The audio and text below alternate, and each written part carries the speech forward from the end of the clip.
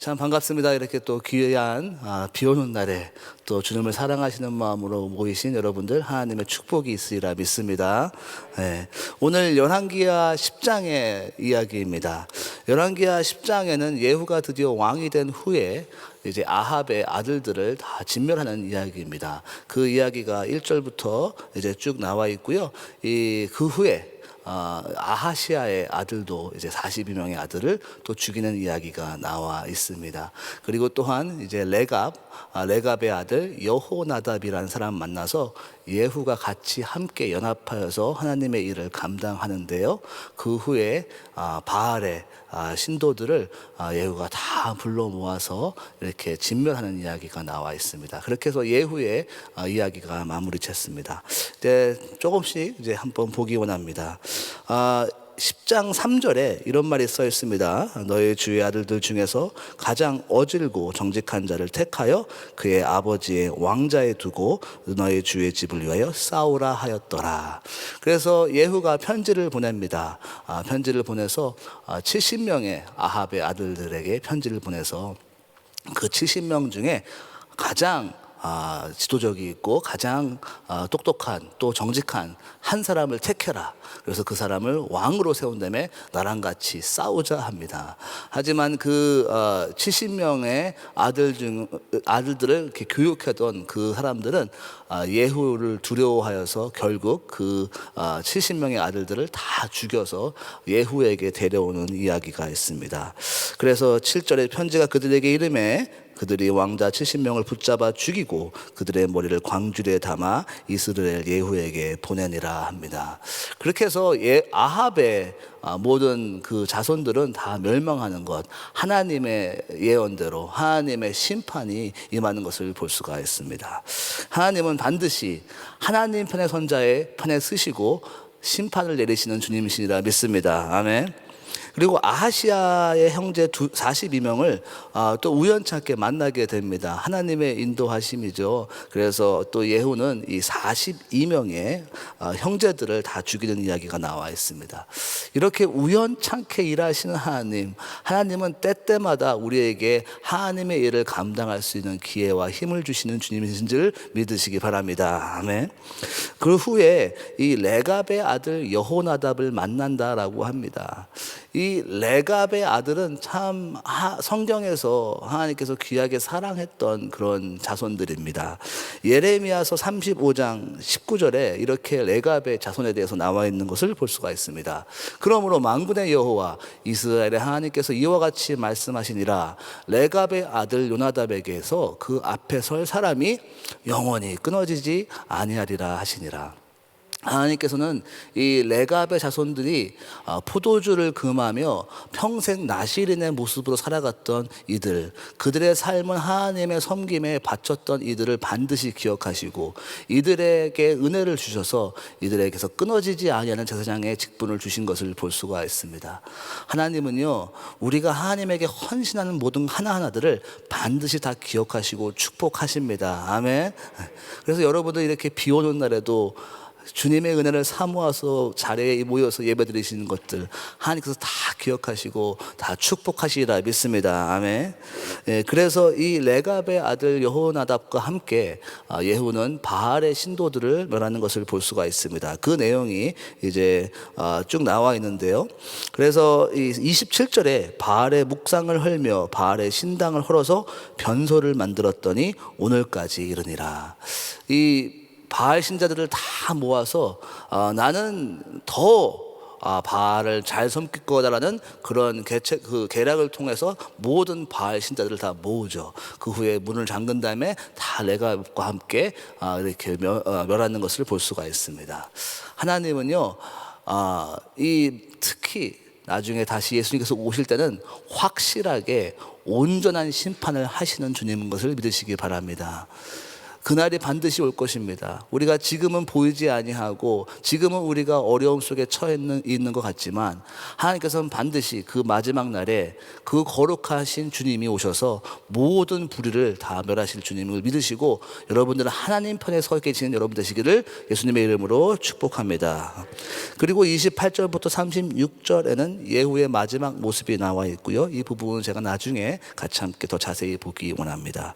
그리고 사도행전 5장 33절부터 42절까지는요, 이 사도들이 감옥에서 풀려나서 담대하게 복음을 전하고 점점 이 복음이 강하게 전파되자 이 유대인들과 또 바리새인들과 종교 지도자들은 시기에 있어서 그들을 멸하기까지 하려 합니다. 하지만 이 가말리엘이라는 이 최고의 율법 선생이 일어서서 이렇게 말을 하죠. 5장 38절부터 39절에 이렇게 써 있습니다. 이제 내가 너에게 말하노니 이 사람들을 상관하지 말고 버려두라. 이 사상과 이 소행이 사람으로부터 났으면 무너질 것이요 만일 하나님께로부터 났으면 너희가 그들을 무너뜨릴 수 없겠고 도리어 하나님을 대적하는 자가 될까 하노라 하니. 이 말대로 되죠. 하나님께서 하신 일이시기 때문에 이 핍박과 어려움 속에서도 복음은 계속 전파됐고 지금까지도 하나님께서 이 복음을 통하여서 영혼들을 구원하실 뿐만 아니라 하나님의 나라를 세워가시는 것을 볼 수가 있습니다. 하나님은요, 어떠한 어려움 속에서도 그 복음은 반드시 전파될 것이고 복음의 능력과 말씀의 능력은 어떠한 어려움 속에서도 극복해 나가서 하나님께 영광 돌리게 돼 있습니다. 우리는 말씀을 붙들고 살아가시기 바랍니다. 어떠한 환경 속에서도 말씀대로 살아가면 우리는 승리할 수 있으리라 믿습니다. 아멘. 제가 나누고 싶은 한 구절은요, 열왕기하 10장 31절의 말씀입니다. 다 같이 한번 큰 소리로 읽어보겠습니다. 그러나 예후가 전심으로 이스라엘 하나님 여호와의 율법을 지켜 행하지 아니하며 여로보암이 이스라엘에게 범죄하게 한 그 죄에서 떠나지 아니하였더라. 아멘. 예후의 마지막에 있는 내용을 하나님께서 이렇게 정리하십니다. 그가 전심으로 하나님을 따르지 아니하였다라고 합니다. 2021년도를 마감하면서 우리는 끝까지 승리해야 되리라 믿습니다. 우리는 끝까지 하나님의 말씀을 따라가고 끝까지 순종하고 전심으로 주께 영광 돌려야 되리라 믿습니다. 늘 한국말은 이 끝까지 들어라 라는 말이 있지 않습니까? 그래서 이제 예후의 이야기할 때 모든 것이 잘했으나 그러나 이렇게 하지 못하였다라는 얘기가 나와 있죠. 그래서 이 28절에 예후가 이와 같이 이스라엘 중에서 바알을 멸하였으나 멸한 건 참 잘했지만 그렇지만 잘못한 것들이 있었다라고 합니다. 이 그러나의 역사가 참 중요합니다.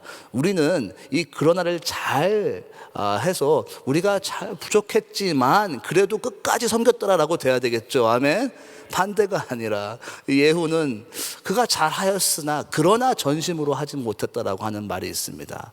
그래서 열심이 아닌 전심이라는 제목으로 제가 말씀을 나누는데요, 우리는 전심으로 첫 번째로 열심이 아닌 전심의 삶을 살아가야 되리라 믿습니다. 그래서 16절에 이르되 나와 함께 가서 여호와를 위한 나의 열심을 보라 하면서 했던 예후의 말을 볼 수가 있습니다. 그렇죠. 참 예후는 열심히 하나님의 일을 감당했습니다. 그렇게 열심히 하였지만 그의 마음이 전심이었을까? 이것은 하나님이 알아보셨다라는 것이죠. 우리의 마음이 하나님 앞에서는 숨길 수가 없고 하나님은 우리의 중심까지 다 보시는 하나님이십니다. 주님은 지금도 나의 마음 중심을 보고 계시고 어떠한 마음으로 예배하고 있는지 어떠한 마음으로 하나님 앞에 서 있는지를 하나님 앞에서 숨길 수 없은 것을 볼 수가 있습니다. 예레미야서에 보면은 17장 9절부터 10절까지 이런 말씀이 써 있는 것을 볼 수가 있습니다. 만물보다 거짓되고 심히 부패한 것은 마음이라. 누가 능히 이를 알리오마는 나 여호와는 심장을 살피며 태부를 시험하고 각각 그의 행위와 그의 행실대로 보응하나니. 우리 하나님은 우리의 마음을 아십니다. 우리가 어떠한 중심으로 있는지. 비록 예후가 열심을 다하여서 하나님께 섬겼지만 그는 그냥 감정적인 혹은 그냥 자기가 해야 될 일 때문에 했던 그런 마음은 아니었는지 하나님은 아셨다라는 것이죠. 우리는 전심으로 하나님께 섬겨야 됩니다. 그래서 오늘 본문 1 벌스 이 한 구절 안에 그러나 예후가 전심으로 이스라엘 하나님 여호와 율법을 지키지 아니었다 합니다. 그래서 그러면 그 전심으로 행하는 것에 어떠하게 우리가 적응할 수가 있을까요? 오늘 말씀을 통해서 전심으로 하나님께 섬길 수 있는 한 가지 이것은요, 바로 성공적인 예배자가 되는 것입니다. 그래서 29절에 이스라엘에게 범죄하게 한 느밧의 아들 여로보암의 죄, 곧 베델과 단에 있는 금송아지를 섬기는 죄에서는 떠나지 아니하였다라고 합니다. 우리가 전심으로 쓸 수 있는 것에, 설 수 있는 것에 한 가지 중요한 방법은 예배에서 전심으로 드려지는 겁니다. 우리는 예배를 통해서 우리의 마음이 정결하게 됩니다. 우리의 마음이 올바르지 않았던 방향과 생각들이 예배를 통해서 조정이 되고 변화되는 것을 볼 수가 있어요. 성경에서는 기도와 말씀으로 거룩하게 되느라고 말씀하고 계십니다. 우리는 예배를 통해서 거룩하게 우리의 마음이 정결하게 되는 것을 볼 수가 있어요. 그러니까 우리가 보혈 찬양하고 기도하고 말씀을 통해서 나의 마음 하나하나가 다시 한번 하나님께로 향하는 것을 볼 수가 있습니다. 그 예배가 얼마나 중요했든지. 그래서 이 여로보암이 이 금송아지를 베델과 단에다가 세우면서 이렇게 했다고 성경은 기록하고 있습니다. 열왕기상 12장 33절에 그가 자기 마음대로 정한 달 곧 8째 달 15째 날로 이스라엘 자손을 위해서 절기를 정했다라고 합니다. 어떻게 해요? 자기의 마음대로 했다라는 것입니다. 그러니까 예배도 나의 마음대로 드리는 것이 아닙니다. 예배는 전심으로 하나님이 원하시는 방식대로 드리는 것입니다. 그러면 하나님이 원하시는 방식은 무엇입니까? 우리에게 준 하나님이 원하시는 방식은 신령과 진정으로 드리는 예배입니다. 우리는 성령으로 드리는 예배, 전심을 다해서 드리는 예배가 하나님께서 원하시는 예배의 방식이라는 것이에요. 그러니까 전심으로 하나님께 섬겼던, 전심으로 예배드렸던 가장 좋은 예는 누구일까요? 바로 다윗 왕 아니겠습니까? 이 열왕기상을 보면서, 열왕기 이 상하를 보면서 다윗처럼 행했다라고 하기도 하고 여로보암처럼 행했다라고 합니다. 그러니까 다윗은 좋은 이그젬플이죠. 좋은 예입니다. 그가 어떻게 하나님을 섬겼습니까?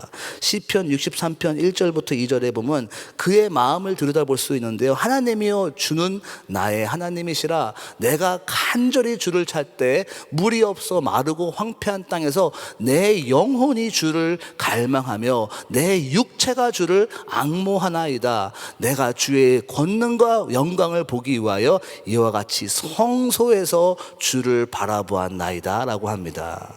지금 다윗이 있는 이 63장은요, 다윗은 지금 광야에서 그의 원수에서 피해가는 그 장면에서 적혀 있는 것이 시편 63편인데요. 그가 그 광야에서 언제 다시 한번 자기를 공격해 올지 하루하루가 알지 못하는 그 상황 속에서 그가 가장 갈망한 것은 무엇이었습니까? 그가 갈망한 것은 그의 안전을 위해서 갈망한 것도 아니고, 그가 물을 갈망한 것도 아니고, 무엇을 갈망했다고요? 여호와 하나님을 갈망했다라는 것입니다. 전심으로 하나님을 갈망하고 바라보았던 다윗의 마음. 그리고서는 그가 내가 성소에서 주를 바라보나이다 라고 하잖아요. 그가 있는 곳은 지금 광야이지만 그 광야를 성소로 만들어버린 다윗이었습니다. 그가 있는 처해 있는 상황에서 하나님이 지금 이 자리에서 임하여 주셔서라고 하는 그 갈망하는 마음, 그렇게 하나님을 갈망하신 여러분 되시길 바랍니다.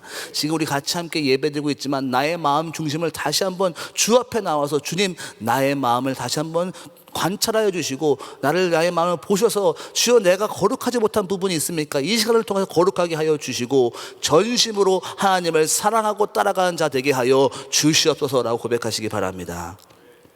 두 번째로 전심으로 하나님을 사랑하고 따라가는 것은 무엇입니까? 바로 말씀을 지켜 행하는 것이라는 것을 볼 수가 있습니다. 31절에 그러나 예후가 전심으로 이스라엘 하나님 여호와의 율법을 지켜 행하지 아니하였다라고 합니다. 그러니까 전심으로 하나님을 따르는 것의 중요한 엘리멘트 중에 하나가 말씀이라는 것이죠. 예후는 전심으로 말씀을 지켜 행하지 아니하였다라고 합니다. 그 예후의 그 업적들 통해서 보면은 많은 일들을 하였지만 그것이 일이었는지 말씀을 행하여 따라하는 주님께 하는 순종이었는지 이것은 우리가 말씀을 통해서 볼 수가 있죠. 그래서 다윗을 다시 한번 보면 다윗은 어떻게 말씀을 지켜 행하였나요? 다윗은 그의 마지막 인생의 끝자락에 솔로몬에게 이제 모든 것을 넘겨주면서 이것을 했다는 것을 역대하 23장 1절부터 3절에 나와 있어요.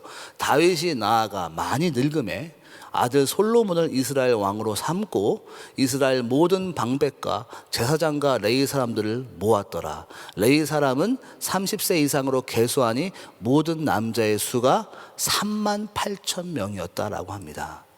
그러니까 솔로몬에게 왕위를 넘겨주고 그가 했던 것은 무엇이냐면은 바로 온 이스라엘에서 레위인을 모았다라고 합니다. 왜 레위인을 모았을까요? 바로 말씀을 지켜 행하기 원했다라는 것이에요. 그래서 말씀에 보면은 역대하에 보면은 24장까지 쭉 보면요 레위인들이 한 이야기가 나오는데요. 제가 정리해드리면 2만 4천 명은 제사와 성전 일을 돌보게 하였다라고 합니다. 그러니까 이 3만 8천 명 중에 2만 4천 명이 대부분이 바로 이 성전 일, 하나님 안에서 말씀을 지켜 행하는 일들을 감당하게 했다라는 것이고 6천 명은 떼어서 재판과 행정을 감당하게 했고 4천 명은 문지기로 세웠으며 나머지 4천 명은 찬양 사역자로 세웠다라고 합니다. 그가 얼마나 철저히 하나님의 말씀을 지키기 위해서 그 인프라스트럭처를 세웠던 것을 볼 수가 있어요. 그는 철저하게 말씀대로 행하는 나라를 세우기 원했고 성전이 지어진 후에 성전 중심, 말씀 중심, 율법 중심으로 나라를 운영하기를 갈망했던 것을 볼 수가 있어요. 우리는 얼마나 말씀 중심의 삶을 살아가고 있습니까? 이렇게 바이블 타임을 통하여서 매 순간마다 매일과 같이 우리에게 주어진 나에게 주어진 말씀들을 하나하나 행동으로 실천해 나가는 여러분 되시기를 예수님의 이름으로 축원합니다. 주님을 사랑한다는 것은 말씀을 지킨다라고 주님께서 말씀하셨습니다. 요한복음 14장 15절을 다 같이 한 목소리로 읽어보겠습니다. 시작. 너희가 나를 사랑하면 나의 계명을 지키리라. 아멘. 우리가 주님을 어떻게 사랑할 수가 있을까요? 주님을 사랑하고 어떻게 주님을 따라갈 수가 있을까요? 주님은 지금 하늘에서 주님의 하나님 우편에 앉아 계시지 않습니까? 물론 성령님으로 내 안에 함께 계시지만 어떻게 주님을 따라갈 수가 있을까요? 그 주님을 따라갈 수 있는 그 주님의 길은 말씀대로 따라가는 길입니다.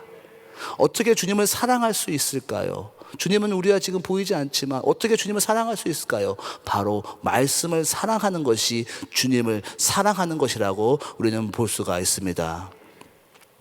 주님을 사랑하는 것, 전심으로 말씀을 따라가는 것, 이것이 열심이 아닌 전심의 삶이라 믿습니다. 마지막으로 어떻게 하면 전심으로 살아갈 수 있었을까요? 죄에서 떠났다라는 것입니다. 31절 끝자락에 여로보암이 이스라엘에게 범죄하게 한 그 죄에서 떠나지 아니하였더라. 이 여로보암의 죄는 북이스라엘에서 끝까지 흘러갔던 끊을 수 없었던 죄를 볼 수가 있어요.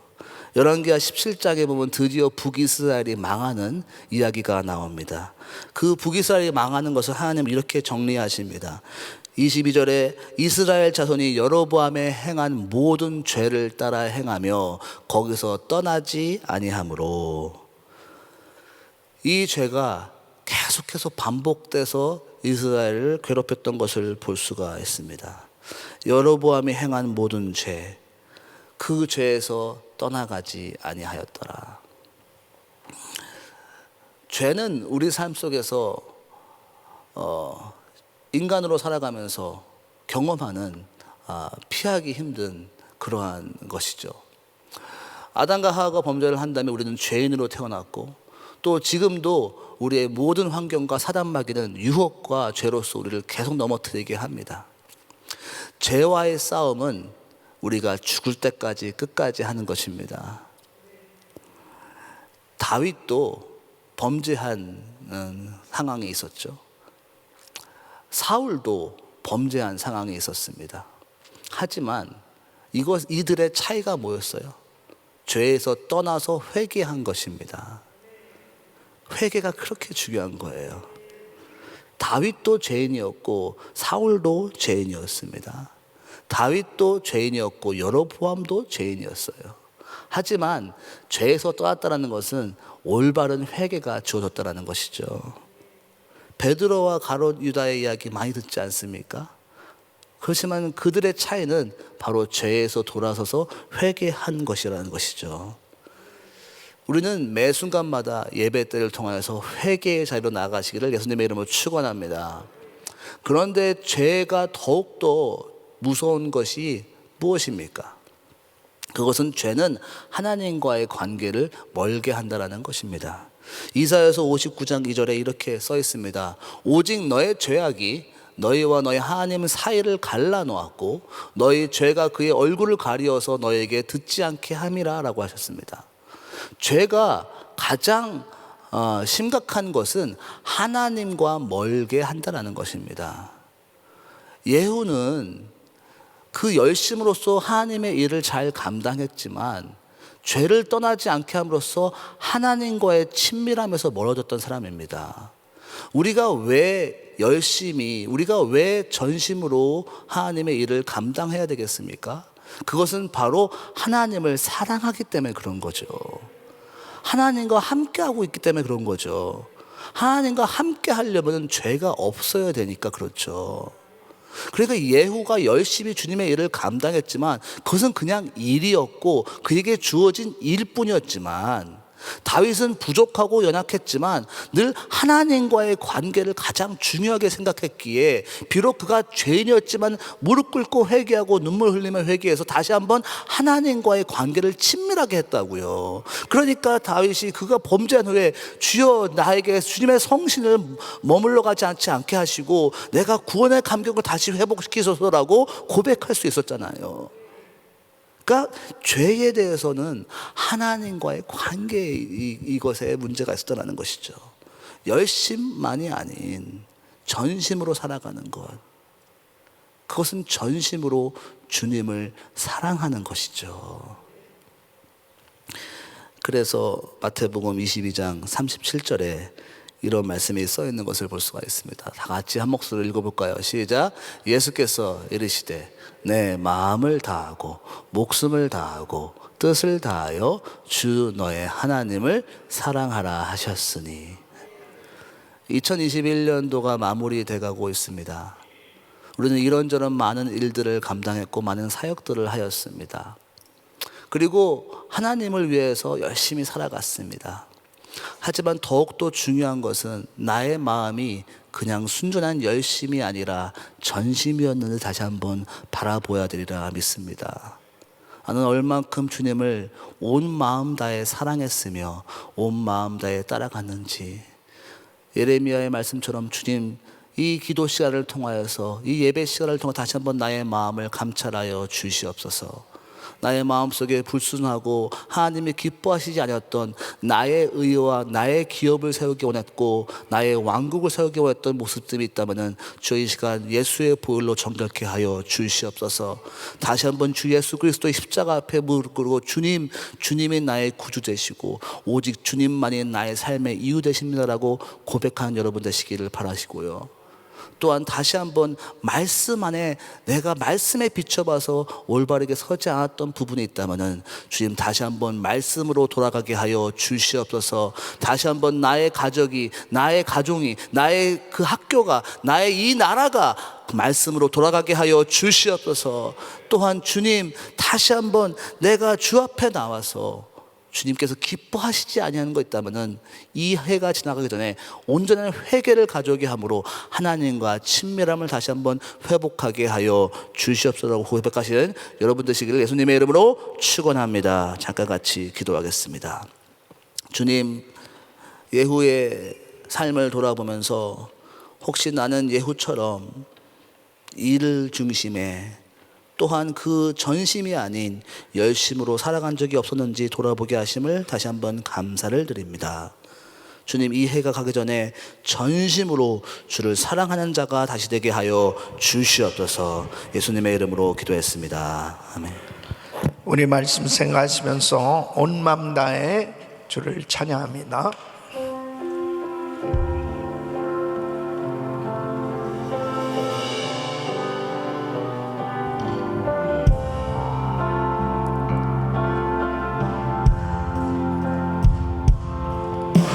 주님과 함께하는 이 고요한 시간, 주님의 보좌 앞에 내 마음을 누웠네.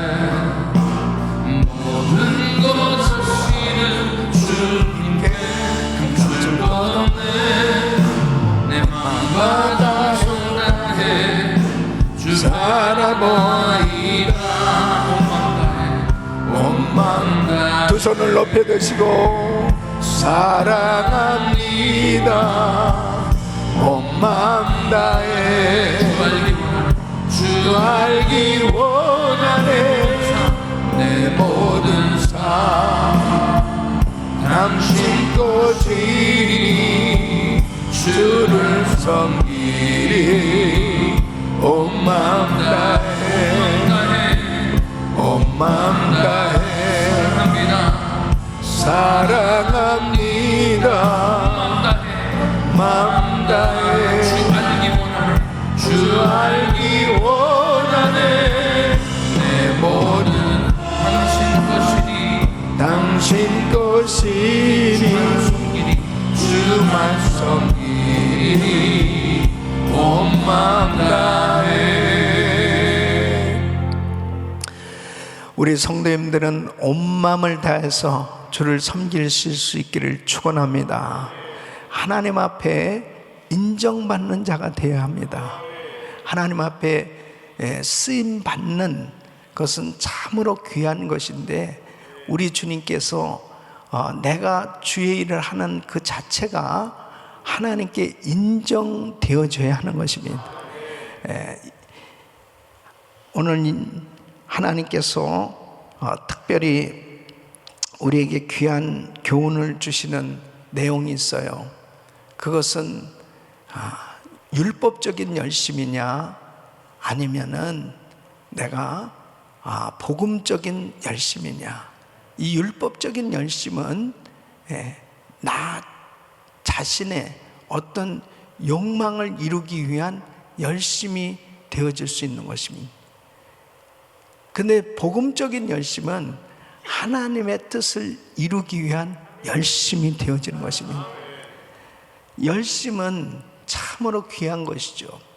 그런데 그 열심이 하나님께 영광이 되는 열매가 맺어져야 되는 것입니다.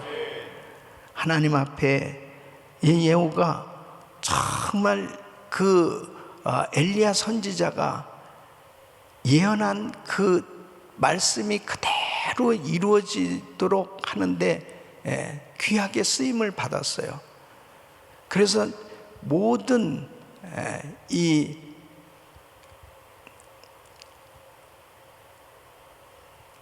이스라엘 왕 아합의 자손들, 그리고 유다 왕 아시아의 자손들, 그리고 바알을 섬기는 사람들 전부 다 색출해서 죽이고, 그 모든 악행한 것들을 다 정리한 것은 그 하나님의 그 말씀을 이루기 위해서 그 뜻을 다 이루는데 쓰임을 받았는데, 그가 왕이 되어서 결국 전심으로 하나님을 섬기지 못했던 것 가운데 하나가 금송아지를 섬기는 그 일을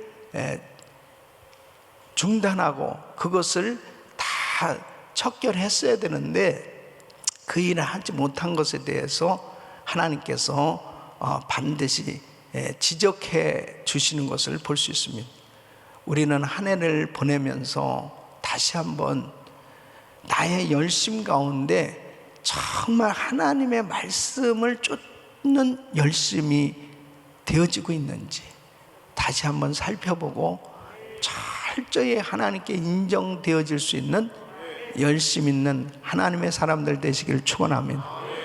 그래서 초대교회 성도들과 사도들이 엄청난 핍박을 받았죠. 예수 소리 하지 말고 예수 전하지 마라.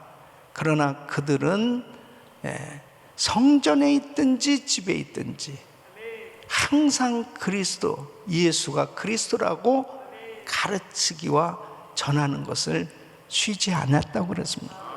사랑하는 성도 여러분, 성탄절의 이 계절에 다시 한번 우리를 구원하시기 위해서 이 땅에 오신 우리 예수님, 바로 그분이 그리스도이시오.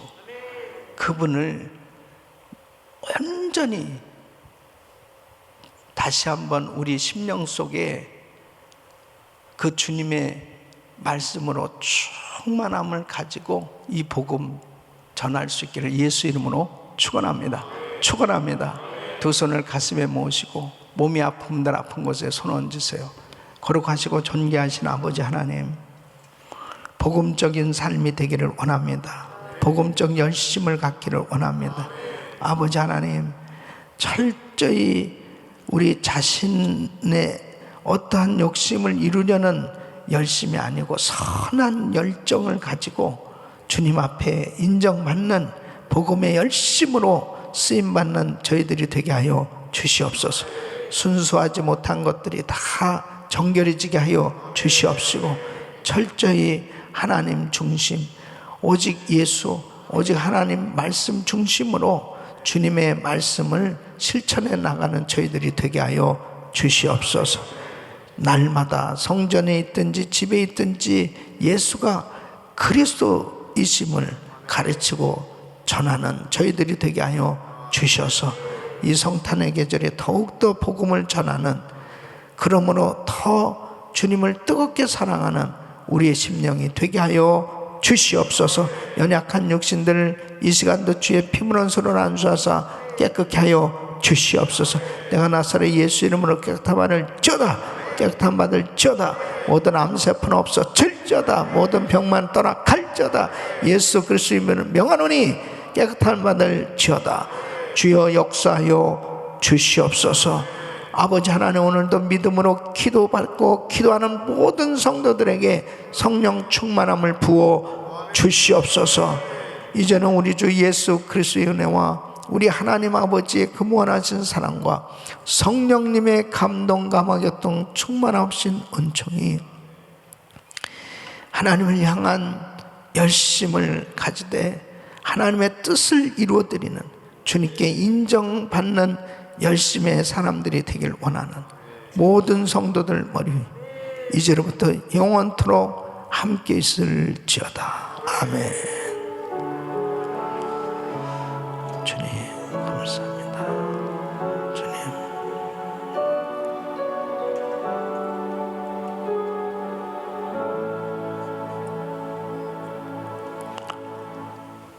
이제 기도하실 자리 잡으시고 믿음으로 기도하실 때 성평등법 저지를 위해서 기도해 주시고, 이번 주일 성탄 주일입니다. 이번 주간 계속해서 우리 주님을 묵상하시면서 은혜와 진리로 충만한 시간 되게 해달라고 그런 은혜가 임하도록 기도하시고, 또 연약한 육신들을 위해서 기도해 주시길 바라면 주여 부르짖고 기도합니다. 주여, 주여, 주여. 걸어가시고 존경.